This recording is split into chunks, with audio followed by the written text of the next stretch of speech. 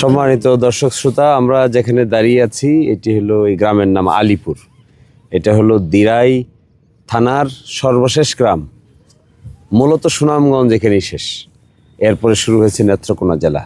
সিলেট অঞ্চলের সর্বশেষ গ্রাম, যেখানে আসলে পরে আর সিলেটের কোনো সীমানা নাই।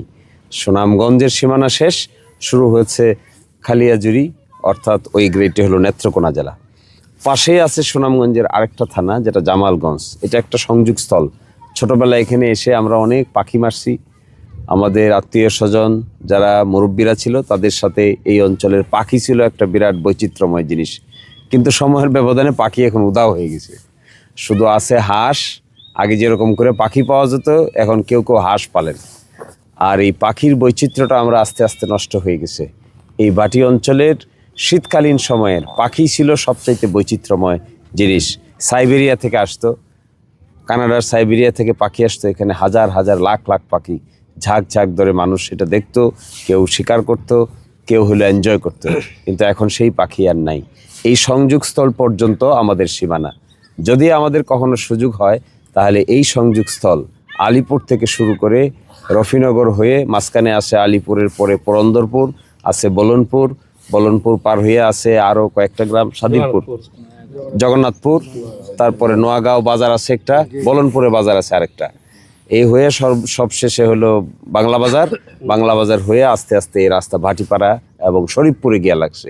ওই শরীফপুর থেকে শুরু করে এই আলীপুর পর্যন্ত মাঝখানে ছোট ছোট বাজার আছে। সবচেয়ে বড় বাজার হলো বাংলা বাজার, রফিনগর বাজার।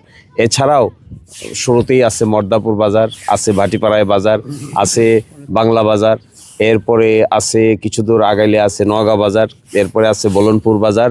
এই সবগুলোকে জোড়া দিয়ে কি করে নতুন কিছু করা যায়, এইটাই হবে আমাদের পরবর্তী চিন্তা ভাবনার একমাত্র কেন্দ্র। এই বাজারগুলোতে কোনো স্বাস্থ্যসেবা নাই, মানুষ এখানে স্বাস্থ্যসেবা পায় না। কমিউনিটি ক্লিনিক আমি দেখেছি কোনো কোনো জায়গায় আছে, স্বজনপুরেও দেখে আসছি আমি কমিউনিটি ক্লিনিক আছে, কিন্তু সেই কমিউনিটি ক্লিনিকগুলো যথেষ্টভাবে ফাংশনাল না।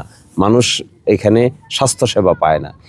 বড় চ্যালেঞ্জ এগুলো, একটা গ্রামের সাথে আরেকটা গ্রামকে জোড়া দেওয়া, একটা গ্রামের পরে আরেকটা গ্রামের বাজারগুলোকে স্বাস্থ্যসেবা গড়ে তোলা আসলেই অনেক বড় কাজ, অনেক বড় চ্যালেঞ্জ। এই গরিব মানুষদের সামনে এসে তাদের কিছুটা সুযোগ সুবিধা করে দিতে পারলেই আমাদের জন্য সবচাইতে বেশি উপকার হবে।